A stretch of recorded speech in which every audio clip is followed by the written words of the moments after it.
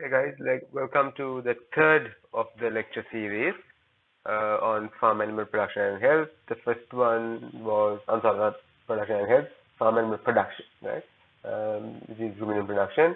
So the first one was on the overview of the livestock sector with the role of the veterinarian. Second one was agroecological zones, and third one I'm going to call, towards self-sufficiency in dairy products. Right, so it's actually an old slide from 2016. So I've done you more recent ones than this in my first lectures. I read this basically from the central bank document, right, which shows the key socio-economic indicators. See, from 2008 to 2016, you see the contribution of agriculture sector is 7% of the whole GDP, and out of the agricultural GDP, which is this, 641,000 million. So that's 641 million for agriculture. Out of that, animal production is this. See, about 1/10. Here it's about 1/8, 1/9, right? But on the 2018 data, it's approximately 1/10, right? So I'm sorry, this is about 1/12, right? 1/12 or 1/13, but in 2018 data, it's about 1/10. So that's how the agriculture contribution was 7%, livestock contribution was 10% out of the agriculture. So the overall contribution from animal production came as 0.7%, right, for 2018 data. But here it's slightly less, but that's not important. You have to know the 2018 data, not 2016, or you might even have to know 2019 or 20 by the time you write the exam, right? Latest data by the exam.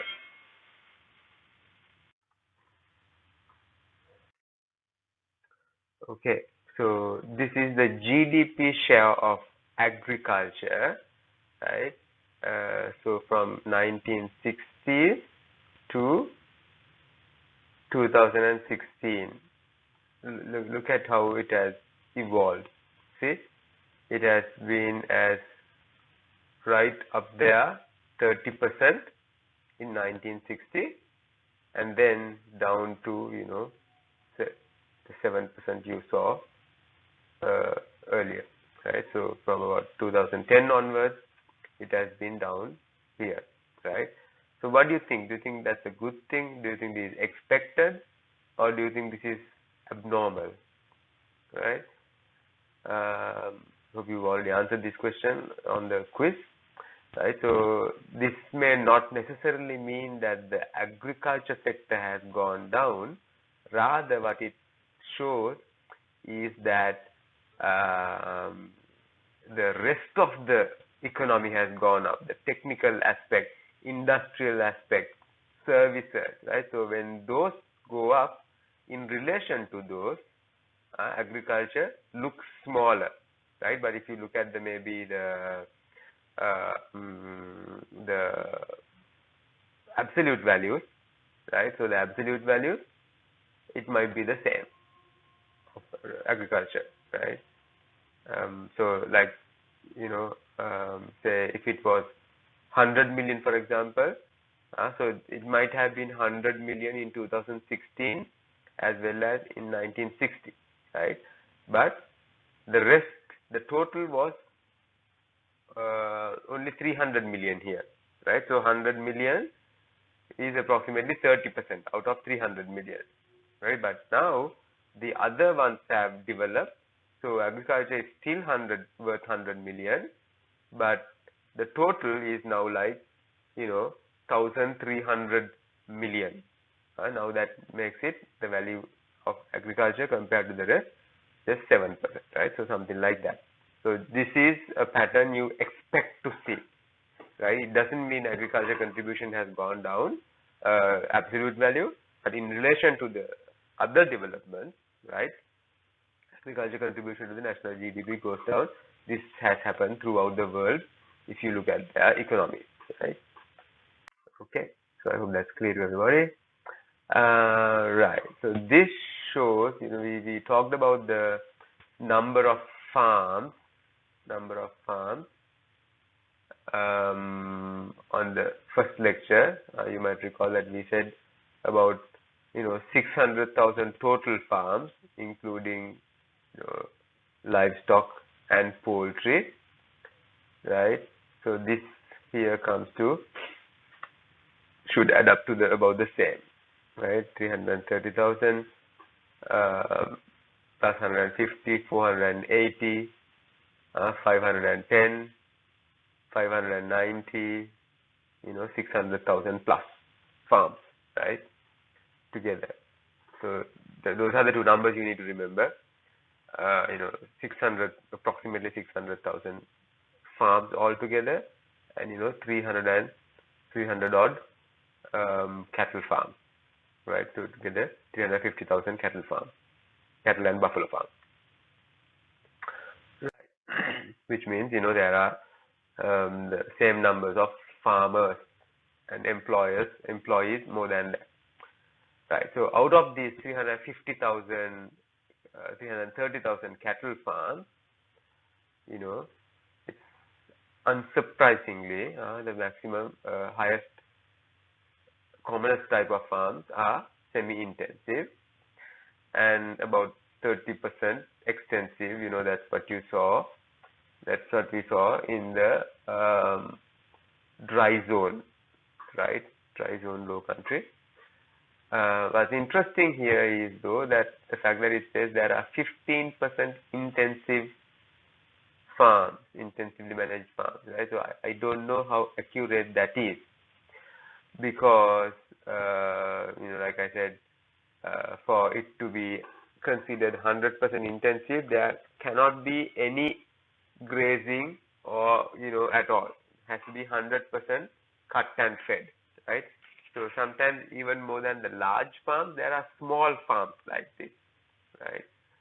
In and around Central Province, right? Even Western Province, they don't send them grazing, or because there's no grazing land for them to send them, right? So they essentially have to bring everything to the animals, right? But that doesn't mean just because it's 100% cut and fed, all the other facilities are there to match the intensive definition, right? It has to be high tech when you say intensive. Okay, so anyway, you need to know these numbers because these are the numbers that have been published by the Department of Animal Production and Health. So we have no option but to believe that all this is accurate, right? So they might be slightly off by a few percentages, but they are mostly accurate.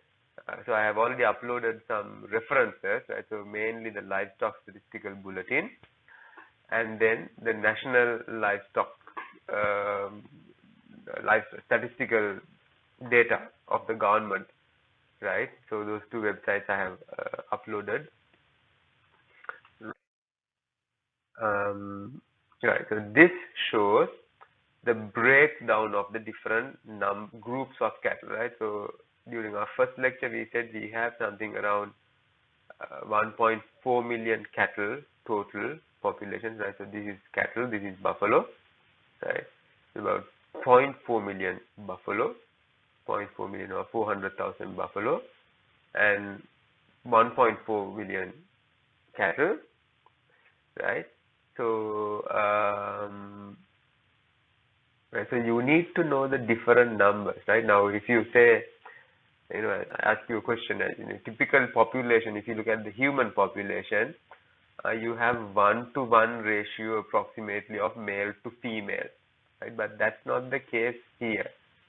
See, male animals, it's like 260,000, right? So only 260,000 of the total cattle population are males, right? See, out of 1.4 million, only 260,000, right? So which is about 1/5 are males and 80% females. All these females, cows and young female animals. So that doesn't mean when they are born it's not 1-to-1 ratio, but it's simply because male animals have limited to no value for the dairy industry.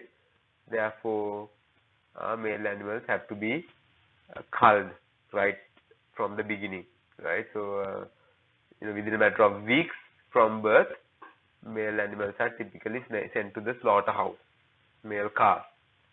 Right? So that's why you see this large disproportion between male to female, right? And so you need to know right now when we say, so remember cattle, we also say neat cattle, elaharak, I think it's a direct translation, neat cattle, elaharak, right? But when we say cattle, it's cattle. Buffalo is not cattle, right? Buffalo is a different genus, right? So when we say cattle, it's elaharak. You don't have to say neat cattle. So out of the 400,000, 400 million liters, at least 400 million liters produced by cattle. Now you see, I said so 260,000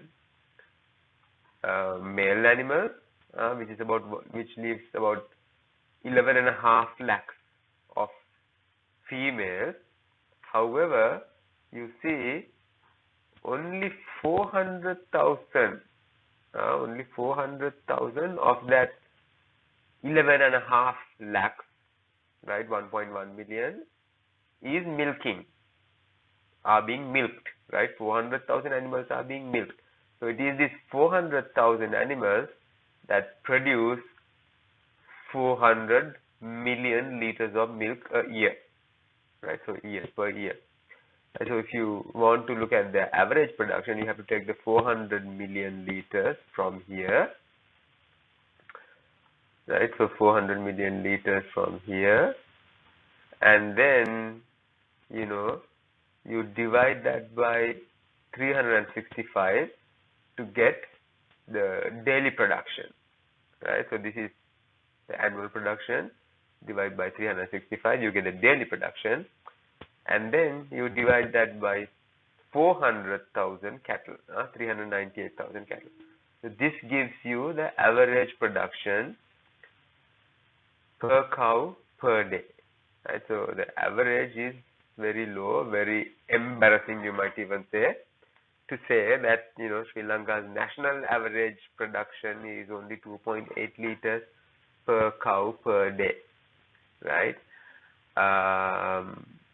So you could look at it in different ways. You could say that 400,000 animals are producing 400 million liters, or you can even say, so all these are, animal cows, female animals, right? So look at what the asterisk says: milking animals, milking at present. 2 asterisks, not milking, dry at present, right? So in animals, cows don't produce milk all 12 months of the year. I mean, you can get them to produce milk, but eventually they will dry out, and it's not good for their long-term physiology. So what we typically do is we typically get milk 10 months of the year, and 2 months of the year we dry them off, right? So that's what this means, right? So not milking animals. So large proportion. So ideally the ratio here should be 8:2. If there are 8 milking animals, non-milking animals should be 2. But here the ratio is very different, right? It's almost like 8:5, 8:5, when it should actually be 8:2. Okay, so that's not a good thing. That's a bad thing, right? So you have 250,000 animals that are dry. So these are potentially, they are milkable, right? If you do improve management, this number will go down, right? that number can be brought down. So if you add these together, because they are also always potentially milking animals, right? So you get this number, 642,000. So if you divide that number by 365 and 642,000, you get even worse number than the previous 2.8.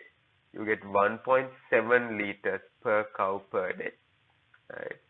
So depending on how you want to define Sri Lanka's average production, it can be either 2.8 or 1.7, which is very bad. Right, so these data from 2017, right? So I want you to at the time of making these lecture notes, the 2018 data were not out, right? So you can access the 2018 data. I have given you the link on the website, right? So there is also a dairy bulletin. I have already uploaded that has 2018 data, right? Numbers are not largely different, very similar, right? So you also need to look at the buffalo population, because buffalo also give about 1/5 of Sri Lanka's total milk production, right? So 400,000 and 80,000, right? So that's nearly 1/5, 1/6, something like that, right? Buffalo production.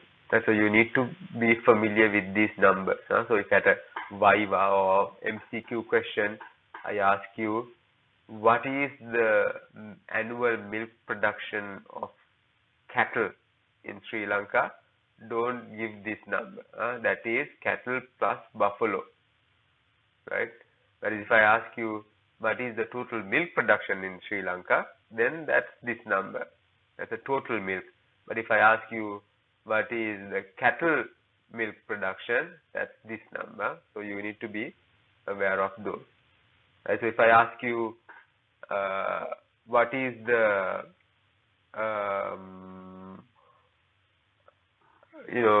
milking population in Sri Lanka, right? So if I ask you, what is the milking population in Sri Lanka, that's these two numbers together, right? That's these two numbers, because both are being milked. 425,000. Now I won't ask you, 525,000. I won't ask you exact numbers, but I'll give you an MCQ. So you'll have to choose the closest one, right? Something like that. So you need to be thorough with these numbers, okay? And this group, other cows, 3 asterisks, see that says infertile or aged cows. Now in Western countries, when cows get older, right, their production capacity goes down. They can't produce milk or calves, right? So we call it getting rid of the animals. We call them culling, right? Cull, C-U-L-L, cull animals. Right? So now this cull is not like releasing the animal into a field. It's essentially slaughtering cows, right? So when you have to, so Sri Lanka being a Buddhist country, and the Eastern perception, we are not very slaughter friendly. So you see in villages and government farms, aged and infertile cows, being accumulated inside the farm. So they don't give any milk, but they eat food, right? They eat food. They make trouble, right? They harbor all kinds of diseases, right? So they act as a source of infection. They eat the food that the high producing animals could be producing, and more than anything else, they make the data look bad, right? So for example, now if we say 400,000 divided by 400 million divided by 400,000 gives you the highest number. But if you add these three together, 400,000, 642,000 plus this, which comes to 800,000, right? So that if you add these together, it doubles the cow number. Therefore, it can halve the average production, right? So that is the problem with these cows. If you don't, they are non-productive. They have identified as infertile and aged cows, right? So there's no point keeping them, right? So unfortunately, that's the situation in Sri Lanka, right? I hope that's clear to you. Right, so now you need to know, so when you collect milk, right? So I think you will do this in detail for public health. You may not have done it yet, right? So typically in large scale farms like Ambewala Farm, New Zealand Farm, Ridiyagama Farm, they have this milking facility which we call a milking parlor, right? And then on the milking parlor, once the milk is milked out of the cows, it directly goes into a chiller. Chilling is cooling milk, right? So the chiller cools the milk, right? Chilling, sorry, give me a second. Chilling is like cooling the milk to 4 degrees. Right? So if you don't cool it, the milk gets spoiled, right? So to avoid that, you need to chill the milk, right? So it will directly go to the chiller, which is inside the farm premises, in large scale farms, right? And from the chiller, it will get into Bowser and it will go to the processing factory. But in small scale, smallholder farms, you would have seen small three-wheelers, Piaggio three-wheelers, and even Batto, right? Lorry, small lorry, Batta, mana Batta, Johnny Batta නෙමෙයි. Batto, අර කිරි containers අරගෙන යනවා. Right? So that's what happens with small scale farm, right? And so now small scale farm doesn't have their own chiller, right? Chilling centers. So what they have to do is there are chilling centers, right? Maintained by the government and private sector like milk collectors, Nestle, Milko, and so on, right? So they have their chilling center. So chilling center capacity should be should be able to handle the milk that is produced, right? So do we have that capacity?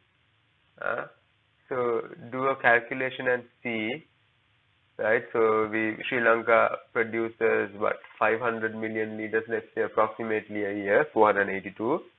You divide that by 365, right? So you get like 1.3 million, 1.2 million liters a day, right? But look at the chilling capacity, 800,000 liters, right? So these are annual figures, These are annual figures. So even out of that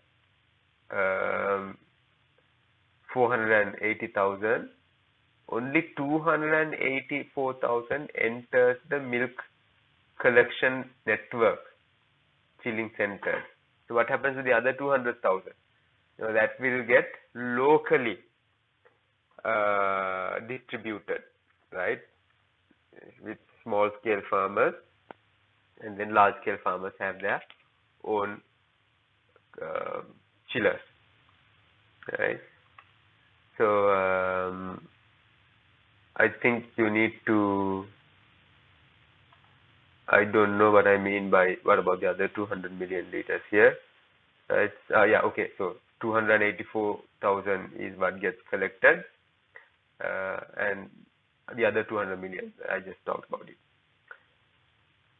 Okay, right, I hope it's clear. Right, now, so we produce all this milk, approximately 500 million liters of milk, 30 million kilograms of beef, so on and so forth. We talked about these numbers during the first lecture. Now, are we self-sufficient? What do you know? Are we self-sufficient in dairy milk? Are we self-sufficient in beef? Right? So, while we produce approximately 500 million liters, 480 something, we import 750 million liters, which is a lot higher than this number. Right? So that gives at a cost of 54 billion rupees in 2018. But in other industries, the import cost is a lot lower. 0.1 billion is almost insignificant, right? So this is the major concern right now, right? 54 billion rupees to import that amount of milk, right? So that is a huge import bill Sri Lanka has to bear. Right now, this 750 million liters. Do you think we import this milk as liters? Do we import it as liquid milk? No, so actually we import it as powder. So metric tons, right? So we usually import it as powder. It's not just milk powder, other stuff also, but ghee and different things. But so usually we weigh that in metric tons. So this is how many metric tons that was imported in 2017. About 100,000 approximately metric tons, right? And so how do you convert that into liters? So this LME stands for liquid milk equivalent, right? So the liquid equivalent of this metric ton, right? So that's what it means. Liquid equivalent of this metric ton is that, right? Is 7 times higher. So we usually say how many liters of milk goes into producing 1 kilogram of milk powder. Can 1 liter of milk produce 1 kilogram of milk powder, or you need more? So we usually say you need 8 liters of milk to produce 1 kilogram of powder. Right? So you see a similar ratio here, 1 to 7. Right? So metric ton is 1,000 kilos. Here they are giving in 1,000 liters also. Right? So it's a direct comparison. You can do the real comparison. So thousands of liters. So that's 723 million. On the previous slide, I approximated that and said 750 million. But the actual number in 2017 was 723 million. Okay. So you can see it's slightly more than 7 times. That is because it's not only milk powder. There are other things also brought, right? So the important thing here is you need to have an idea about how many metric tons do we import, or the liquid milk equivalent of that, right? So in 2017, that was the cost, the import bill. 54 billion was in 2018. It has gradually gone up. 2013, 14, 15, 16 came down again, went back up in 17. Right. So you need to have a rough idea about these figures, the ones that I have highlighted. So 54 billion, that was in 2018. Right. Now, how does this 54 billion, for you and I, 54 billion is a massive amount of money, which we can't even imagine, right? But for a government, is it that big? Right? So I did some research and I found out that for all of higher education, right, the HE for higher education, which is, what you are getting at the university, right? So Peradeniya, Colombo, Katubedda, Ruhuna, all together, Kelaniya, all universities together, the government only spends 50 billion rupees, right? And for milk, it's 54. The total collection of water bills from the National Water Board, Drainage and Water Board or whatever, is half that of the milk importation bill. The three ports authorities, right? Colombo, Galle, Hambantota has not earned any money in 2018, right? What's the other one? Trinco, right? So the income of the three ports had been just 52 billion, and it is not even profit. The total revenue, profit had been something like 7 or 8 billion, but total revenue was 52. You know, we do a lot of construction, we import like, I don't know, half of the cement we want or whatever, and even for all that, just 48 billion. You would have seen all the massive constructions going on in Colombo, the highways, the apartment complex, the hotels, right? In spite of all that, they only spent 48 billion for imports. And this is medical and pharmaceutical imports. So 21 million people in Sri Lanka, the old people, the aged ones, the deceased ones, you know, we import the majority of the drugs to Sri Lanka, and even for those drugs, we only spend 86 billion, right? And then the total food and drink, right? Importation is also only 5 times that of milk. So this includes everything from dal to rice to, you know, all the imports, sugar. We import a lot sugar also.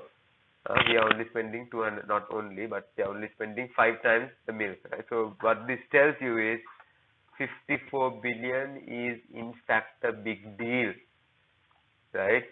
So it is a big deal. It's not a negligible amount of money even for a government, right?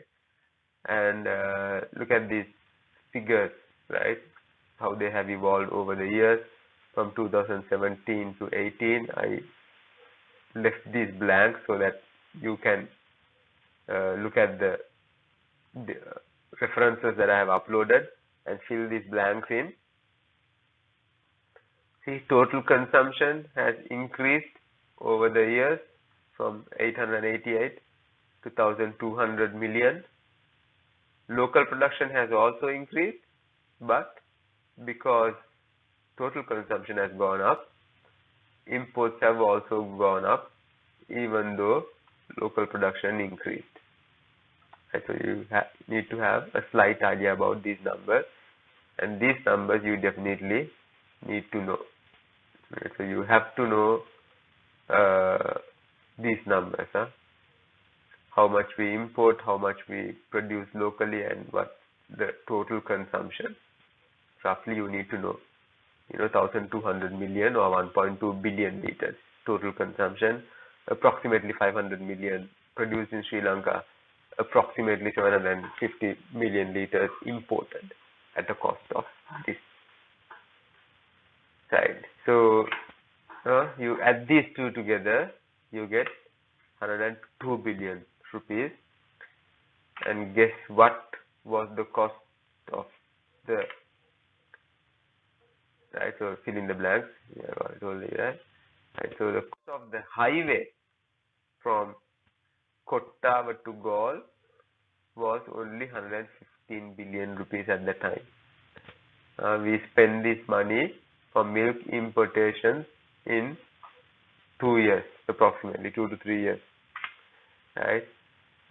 So of course, this was done 7-8 years ago when the dollar rate was lower, right? But however, so it might not be apples and apples comparison, but however, the ballpark figure, we are spending a lot of money on milk importation, right? So that's the bottom line you have to learn here.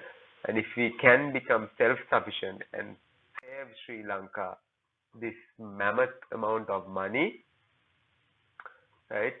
That can be used for development of the country. Right? So that's the bottom line. Right? So you have to self-learn about the different populations of animals. I've already told you that on the first lecture also. And so you have to refer the livestock statistical bulletins, DAPH annual reports, statistics.gov.lk, right? Resources on Moodle.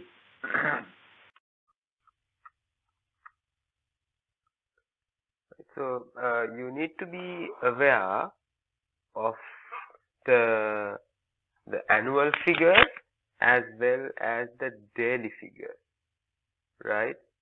So annual figures are these. So 2013 not so much, but 2017-18, how much we consume per year, how much we produce locally, how much we import, and the daily figures, right? So this value divided by 365 gives you this value, right? So you need to know that we consume this much every day, out of which we produce this much locally every day, and therefore the deficit is what we have to import, right? So you need to know these numbers, right? So you and I are fortunate enough to be veterinarians, and thereby, if we do our job right, we can contribute towards saving Sri Lanka 54 billion rupees. That's a lot of cash, right?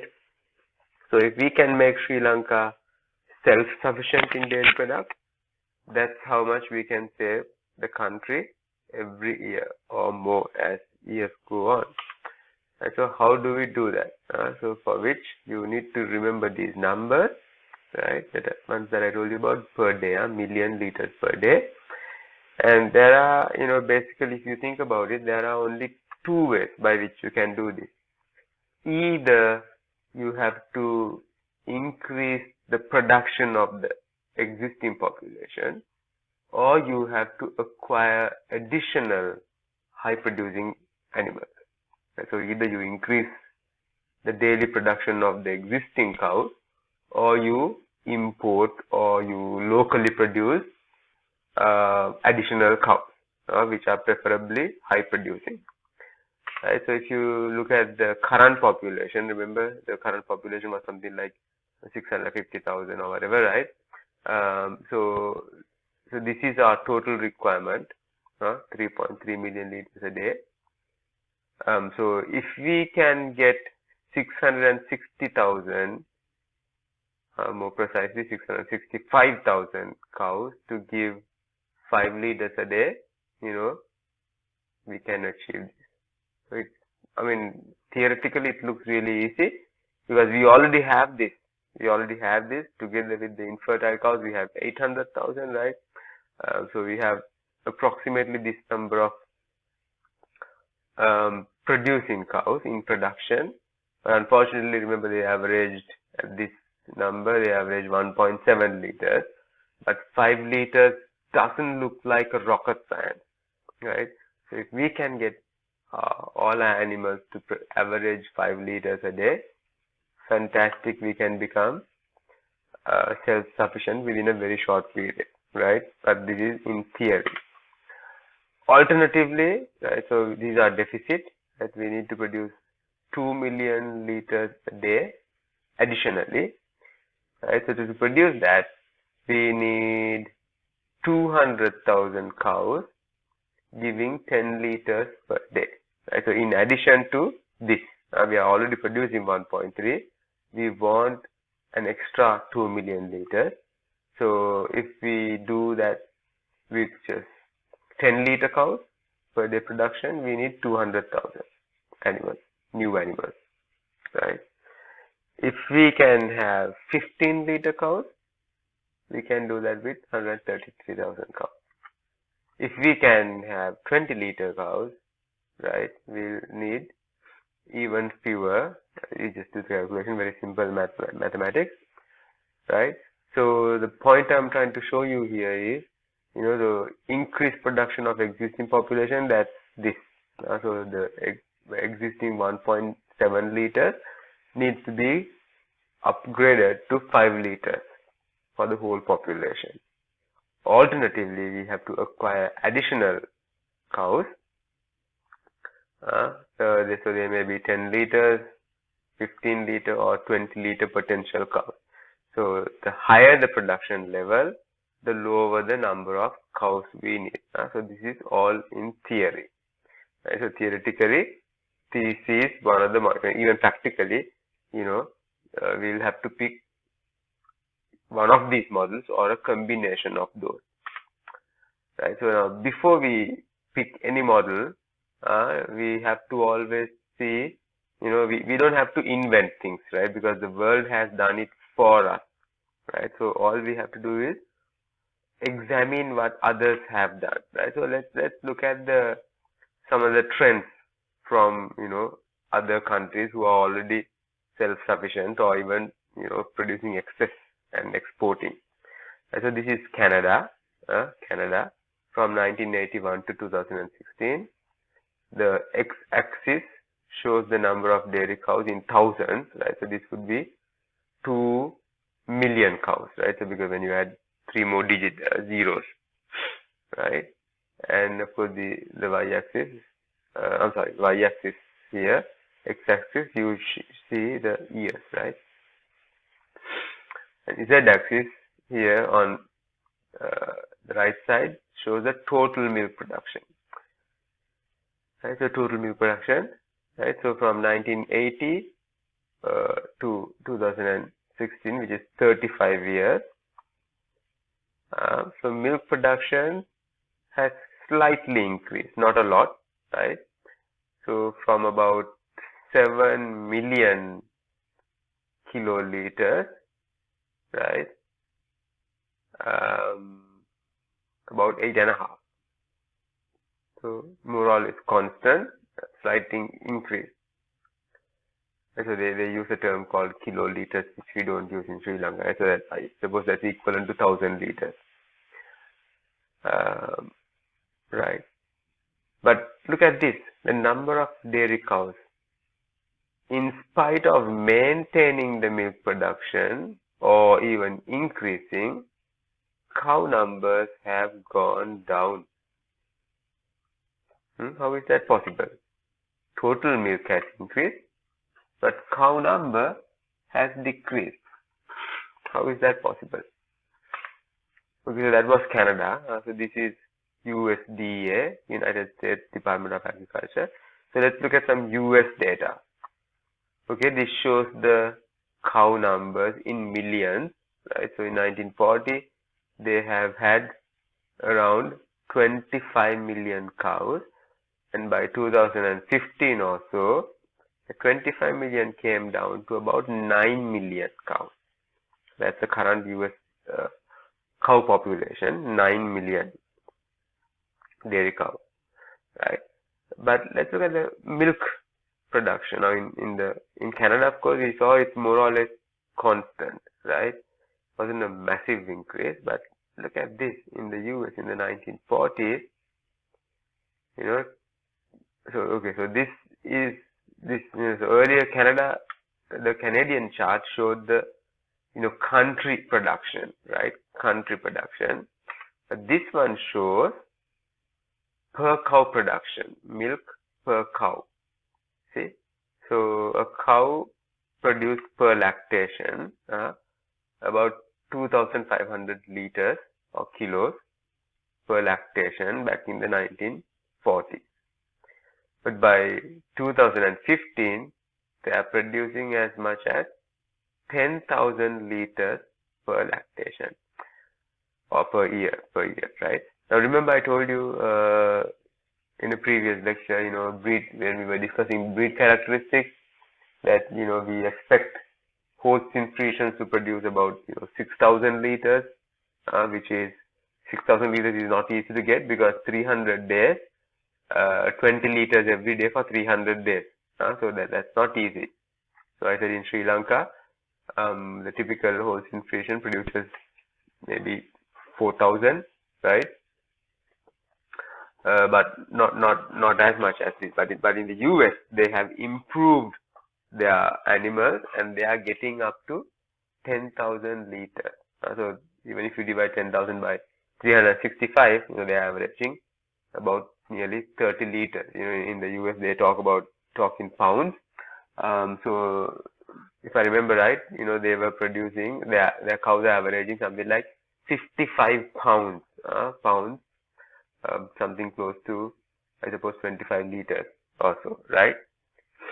Okay, so we saw that the total milk increases, cow number decreased. However, individual cow yield has increased, right?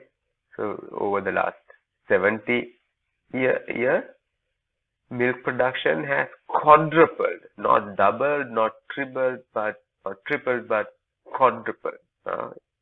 හතර ගුණයක් වැඩි වෙලා. That's a massive increase. Okay, so now let's look at again the US data, right? So blue line shows cows per farm, right? From 1970 to 2006, cows per farm has increased. Cows per farm in the 1970s, a farm has averaged about 20 animals. But by 2006, the average farm had 120 animals, right? So the farm size has increased. Operations is like farms, number of farms.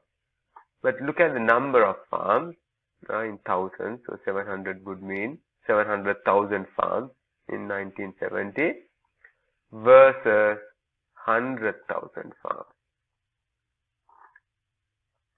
by 2016, right? So farm number decreased, however, farm size, cows per farm, has increased. Right? So we've seen five characteristics of the dairy industry in developed countries over the last few decades.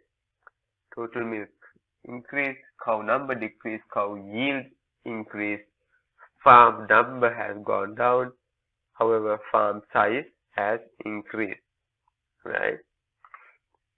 So now that was the US and Canada that we looked at, and these are some other countries, European countries, Australia, New Zealand, so on.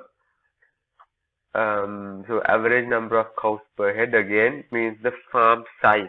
See, farm size has increased. Farm size has got bigger, right? Number of cows per farm.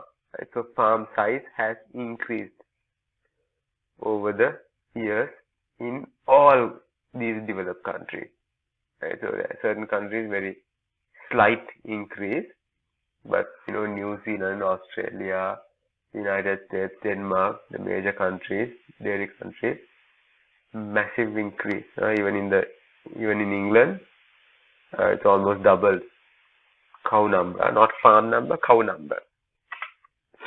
Right, so this shows the farm number for these countries, changing structure of dairy farms in selected European Union countries and US, right? So 2000 versus 2007. Now earlier we looked at old data, 1940, 1970, but here they are looking at relatively recent data, even within 7 years, 2000 to 2007. See, in the United States, number of operations 30% decrease.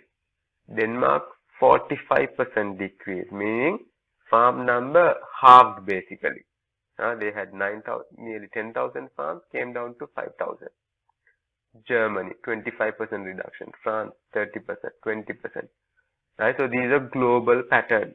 On the other side, you see cows per farm has increased 88 to 121, 68 to 107, 35 to 41, so on. So cows per farm increases, meaning farm size increase.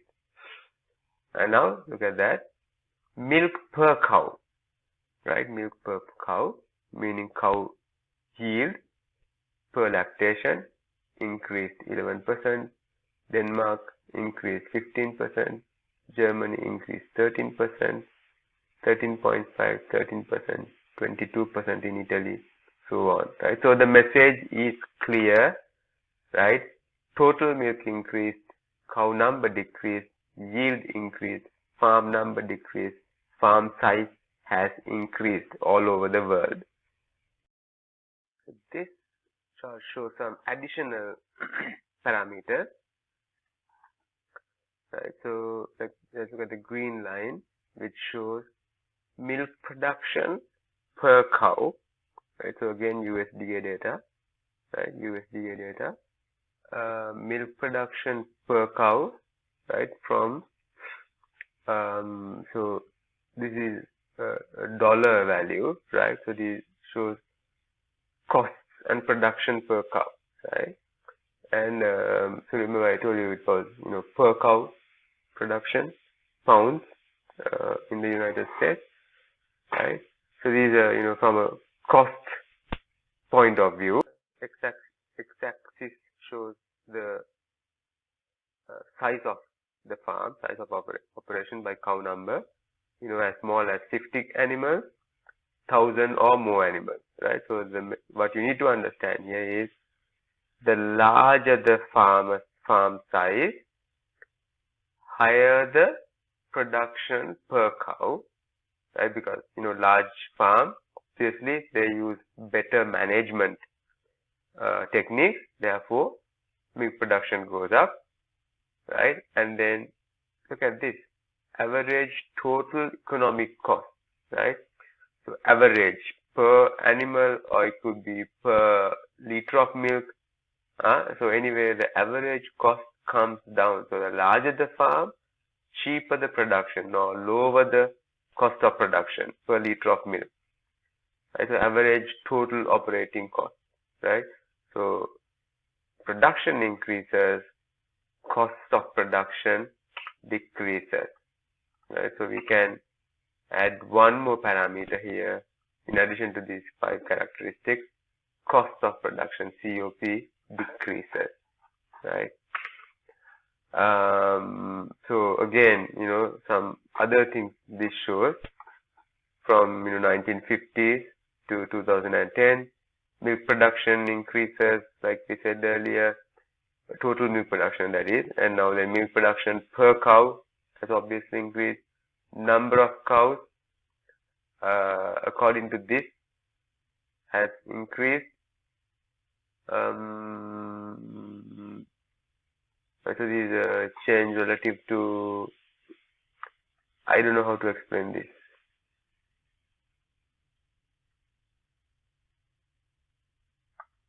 Right, I don't know how to explain this because the previous one showed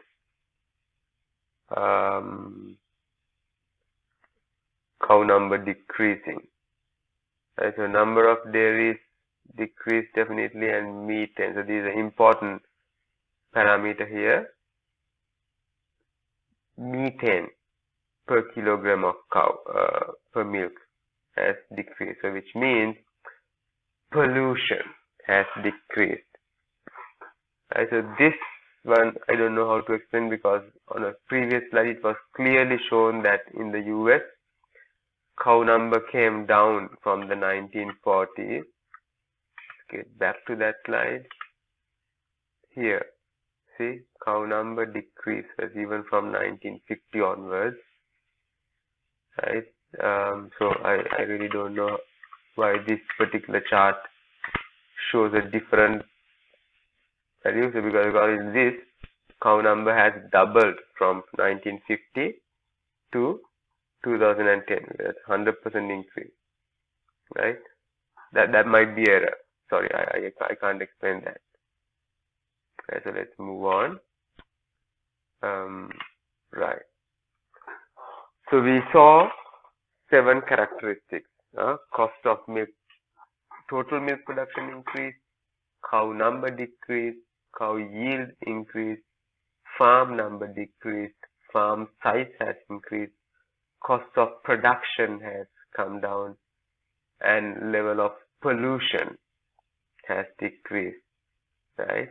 So all in all, these are the major characteristics of the dairy industry throughout the world over the last few decades, right? With the development of the dairy industry, these were the features that were observed, right? So if we want to become self-sufficient in dairy industry, what should we do? We should we try to come up with a strategy that is totally different to the rest of the world, or should we try to copy a system that has been proven to be successful? What do you think?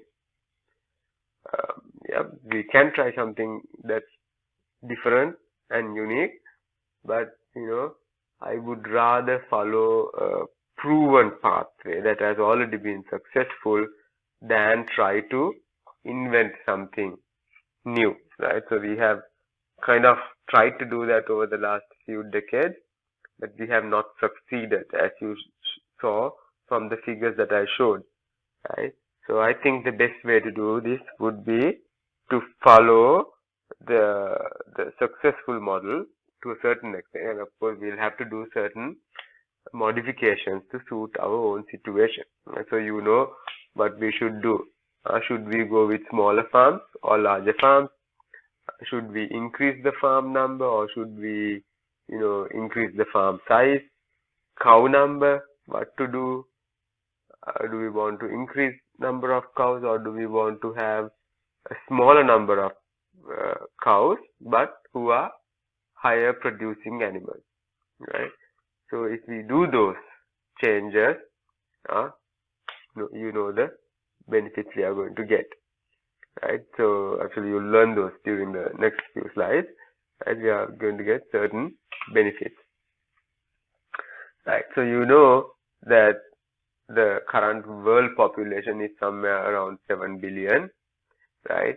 And we are rapidly going towards 9 billion within the next 2 decades, right? So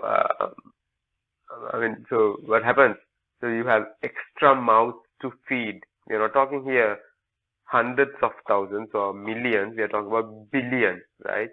So a billion is 1,000 million, right? So 2 billion means 2,000 million increase.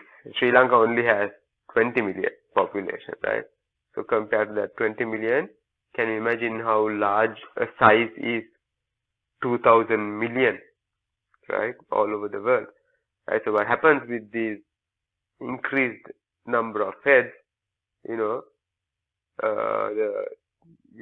land area available for residential purposes as well as for agricultural purposes shrink, right? So there's a term called arable land. You can read what that means. That's basically fertile land ready to be cultivated for agricultural purposes.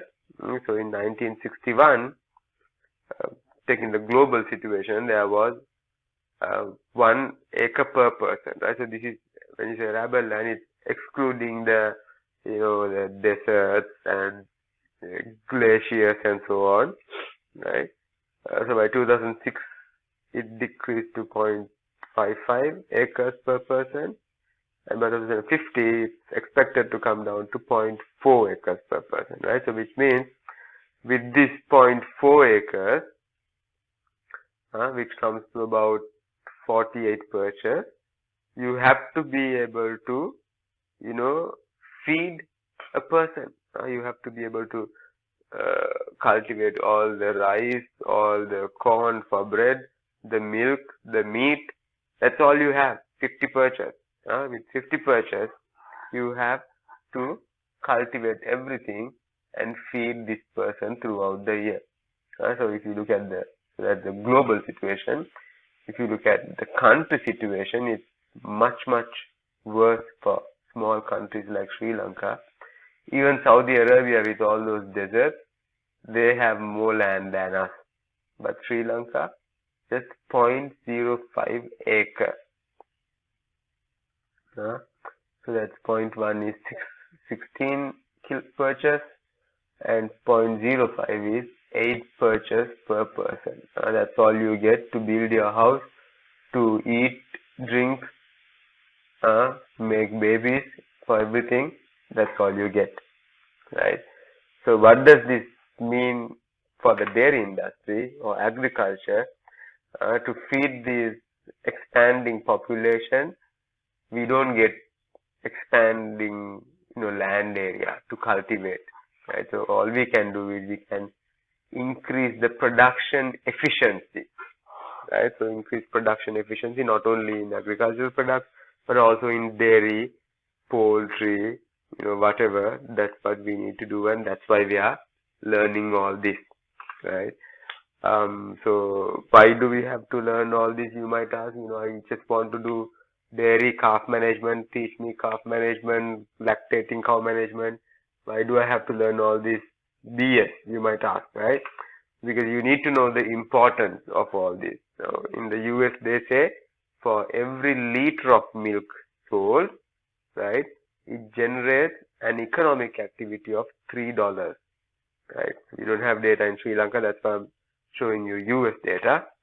And they say for every $1 million of US milk sales, you generate 17 new jobs, employment opportunities, right? So US dairy industry is estimated at 140 billion, right, and creates 900,000 jobs. I actually gave you some more recent figures than this, right? So $200 billion during the first lecture, direct impact, and then I said the indirect impact was 400, so altogether it can be valued at 600 billion US dollars. Right, so the important thing is milk doesn't stay on the farm. Where milk goes, jobs follow, right? So there could be not only the dairy related ones, those who grow and ship feed for the cows, veterinarians, livestock development inspectors in Sri Lanka situation, farm laborers, milk collectors, drivers, you can all read all this.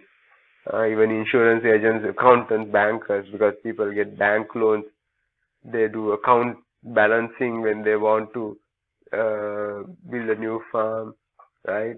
So machinery, grass choppers, you name it, right? All of these are employment opportunities for people. Right? So eventually, more milk, cheaper milk, malnutrition is a problem in Sri Lanka. I showed you during lecture 1. So hopefully more intelligence, not more intelligent, right now it's 0. So intelligent future politicians who will hopefully dig this country out of the rot it's currently in, right? And you can contribute to that. Right? So some more statistics. In California, they have shown for every 4 cows creates 1 job. Different job opportunities created by the dairy industry, right? So then the question becomes, right? So we said, these certain characteristics: farm number, farm size, cow number, cow production, right? So different farming systems in the whole world, and what is the best system that Sri Lanka should adopt, right? So that's what we intend to look at during the next few slides, right? So there are 3 major dairy farming systems in the world, as far as I'm concerned, right? And out of these 3, which one is suitable for Sri Lanka? That's the big question we are going to answer within the next few slides. Okay. These are not very recent data. These are pretty old data, but nevertheless, the overall trend is the same, right? So these balls, right, blue balls, they show the their size represents level of milk production, not level, actual quantity, right? So you see the biggest bubble around India. That's because they are the largest milk producer in the world, right? So they produce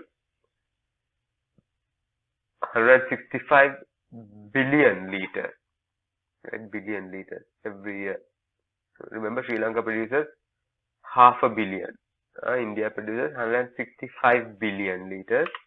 USA is the second largest milk producer at 92 billion liters, right? Pakistan number 4, New Zealand number 19.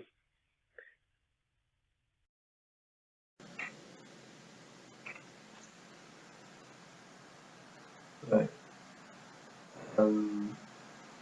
Yes, okay. Right. So now we're seeing the highest milk producers, right? So now let's look at the farm numbers, number of farms of these different countries, right? So India, 165 billion, 92 billion USA, 19 billion in New Zealand. Look at the farm number, 76 million farms in in India, 51,000 in USA, 13,000 only in New Zealand. Remember Sri Lanka, how many did we have? We had 330,000 farms. Huh? So we had uh, 6 times more farms, dairy farms, than the USA. But USA produces 92 billion liters and we produce half a billion. So something doesn't look right. So India produces only 1.8 times more milk than USA, but they have 1,500 more farms than the USA. As you look at the total cow number, similar situation, 15 times more cows, but only 1.8 times more milk, right? And look at the average cow production, 8 times more production in the US cows, right? So these are some characteristics for you to observe and learn from. We want to make Sri Lanka self-sufficient in milk. This is what India, USA, and New Zealand models tell us, right? What should we adopt? Like I said, there are 3 major farming systems: India, US, and New Zealand, right? So the comparisons that I just did, right? Highest producing animals in the USA model, right? And right, so the typical Indian farm. I don't know the typical Indian farm, but most of these farms are like this in India. Right, so cows per farm 1.7 cows per farm. So two cow farms is the average. Right, so not a lot of technology is being used. Right, relatively traditional methods used, and boss indicates cattle. That's the Indian model. US model is obviously different. Sorry.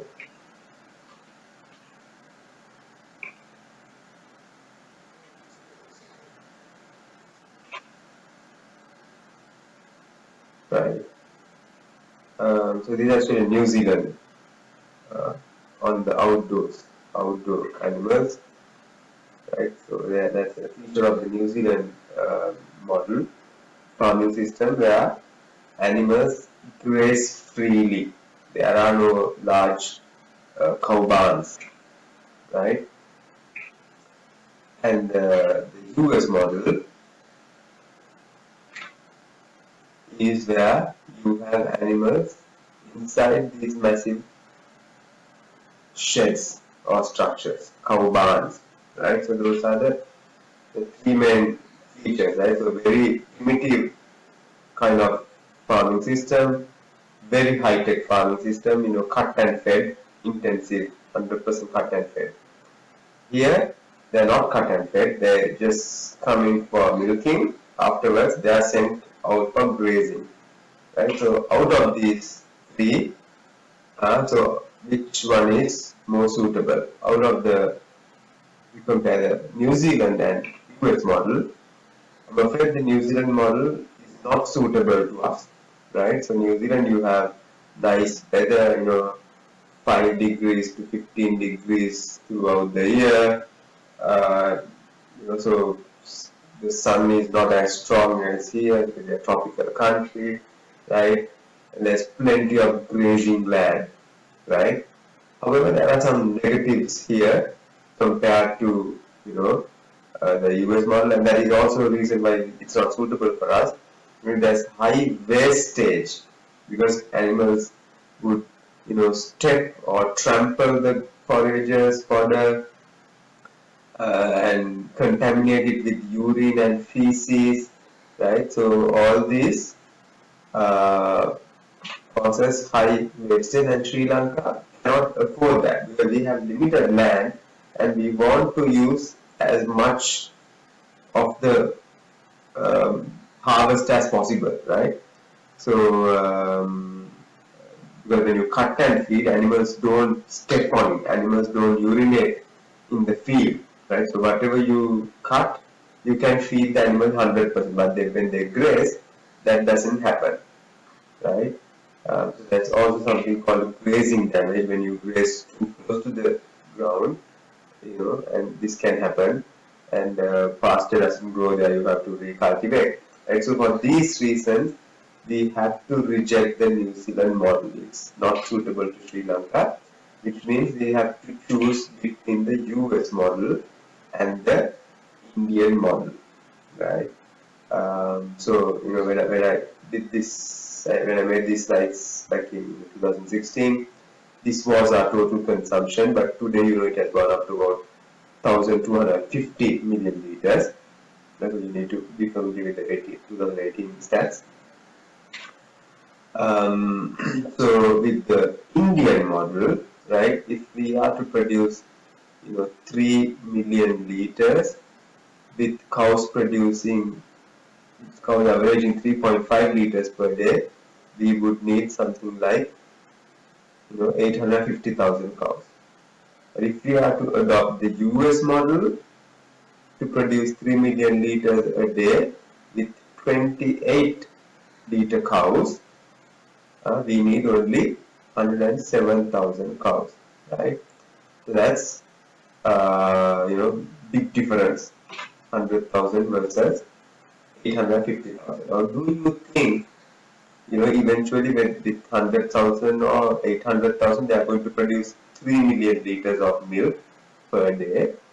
Do you think the pasture land needed for these two models is the same or different?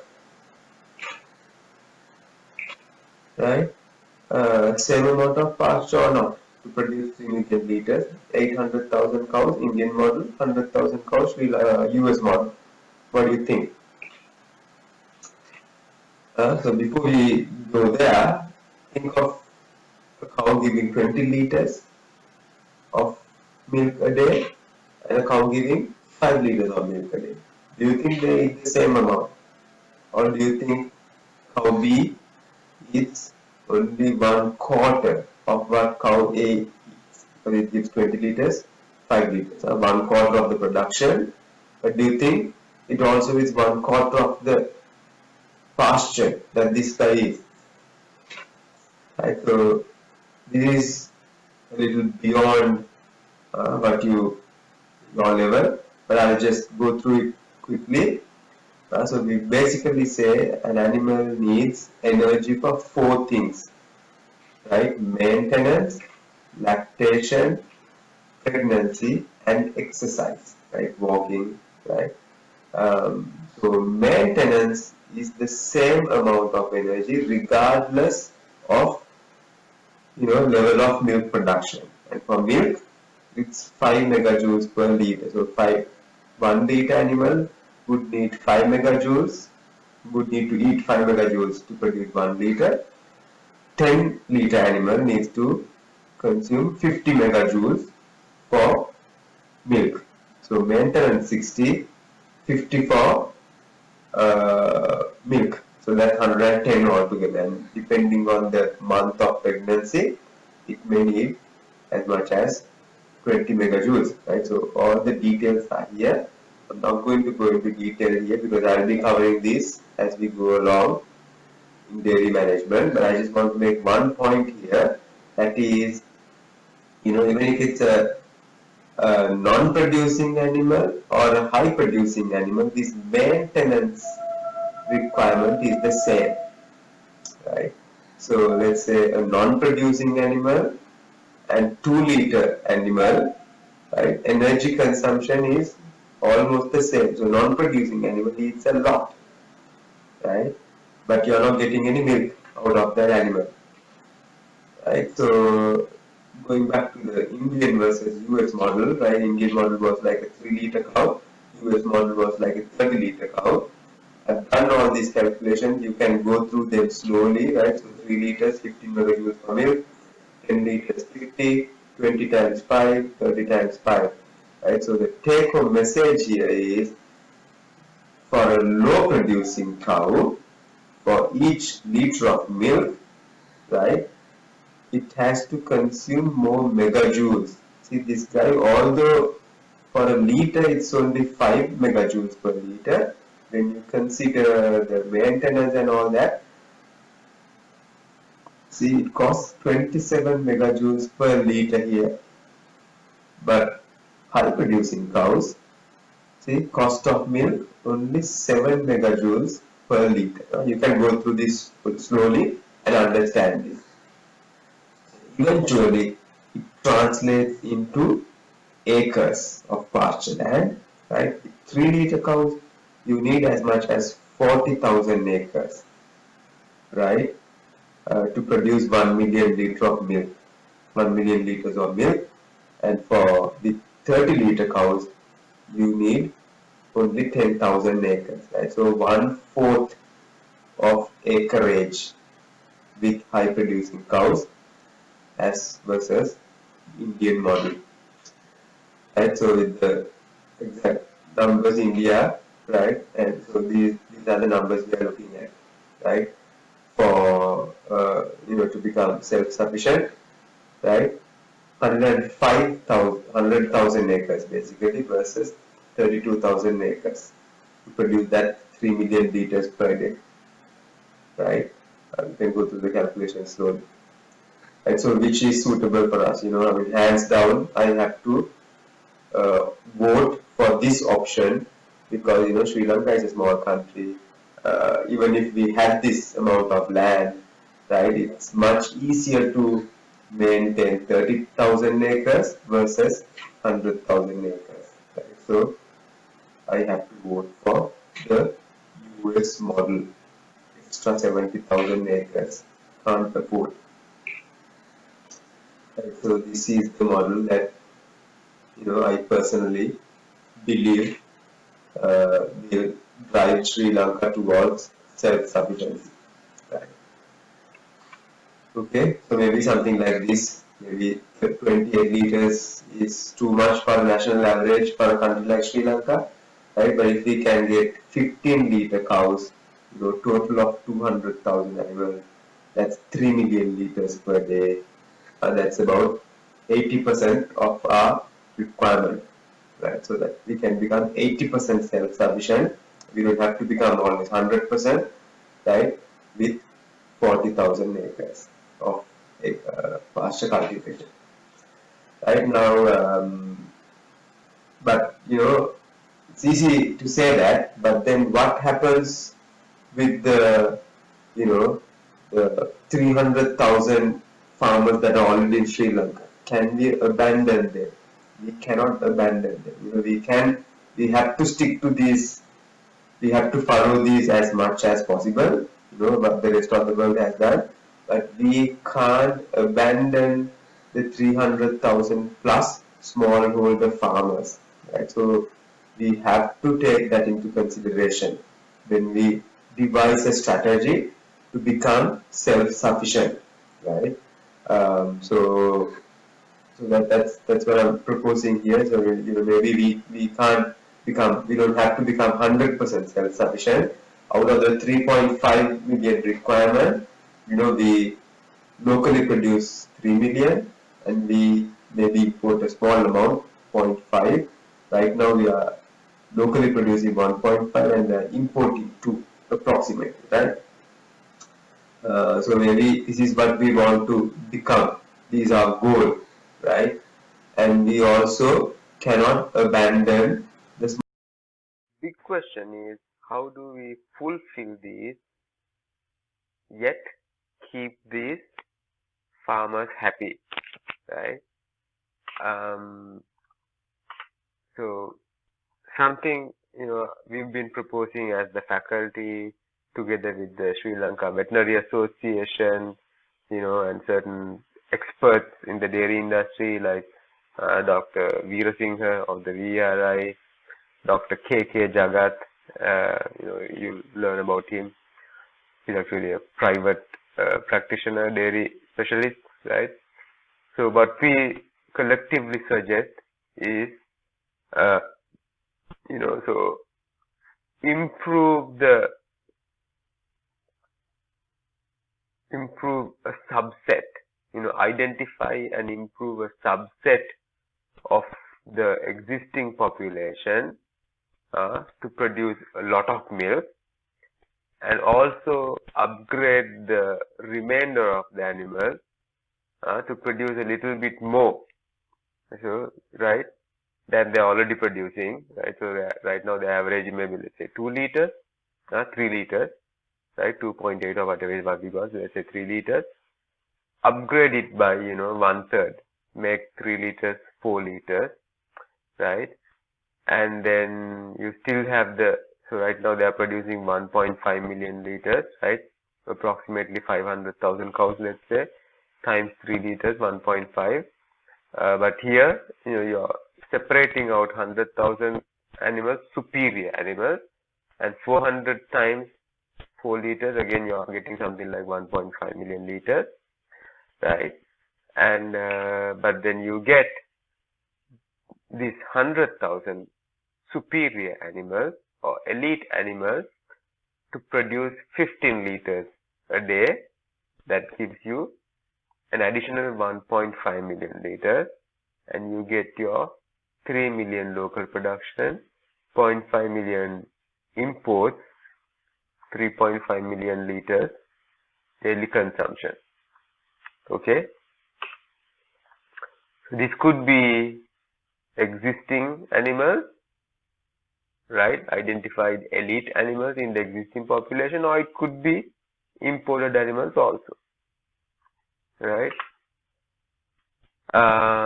So 100,000 animals giving 15 liters and 400,000 animals giving 4 liters on average, right?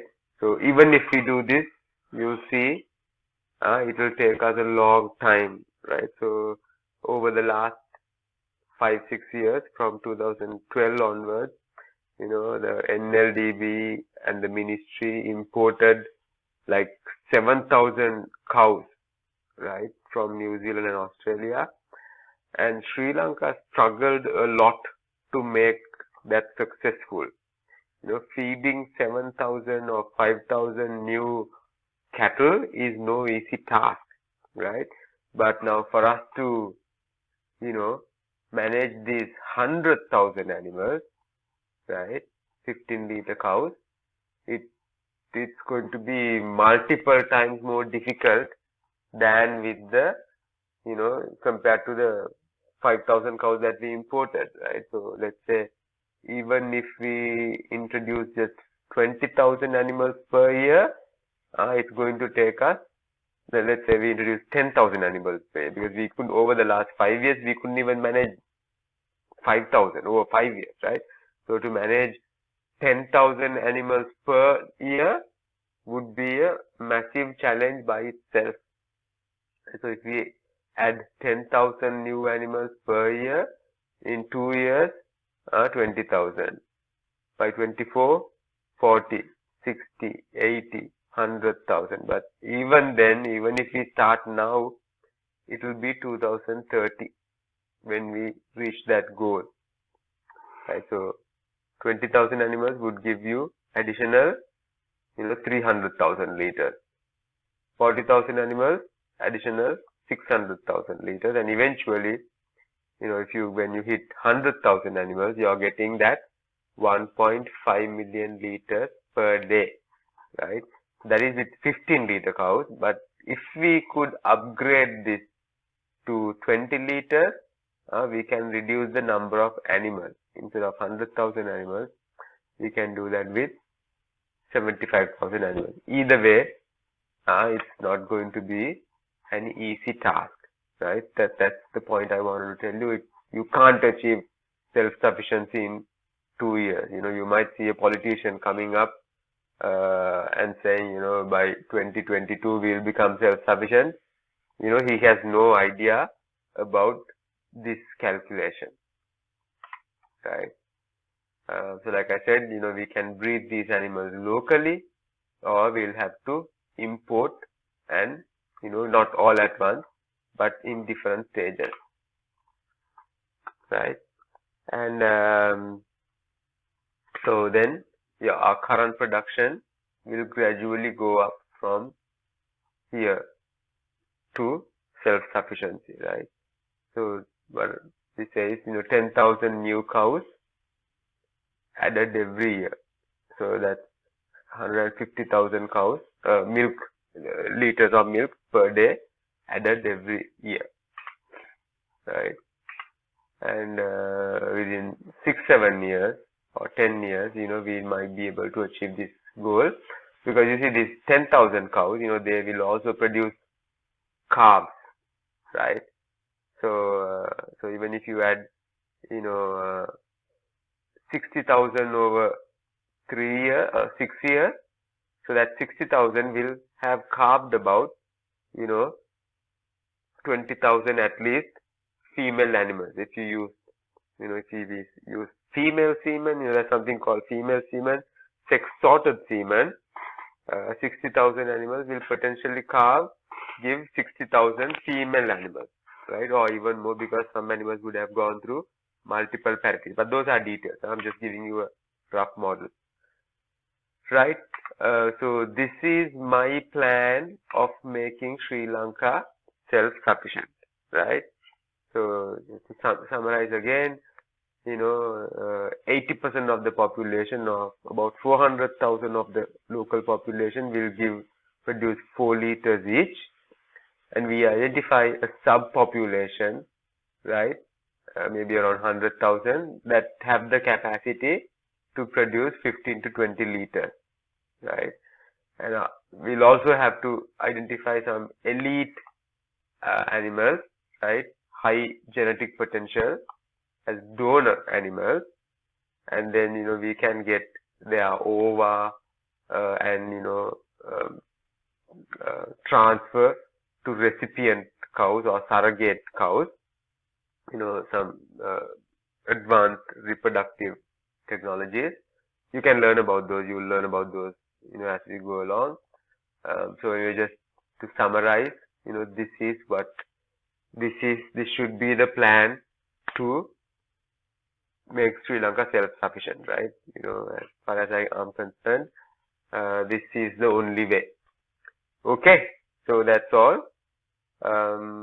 This is a long lecture today. I hope you were able to answer all the questions on the pre-test, right? Thank you very much.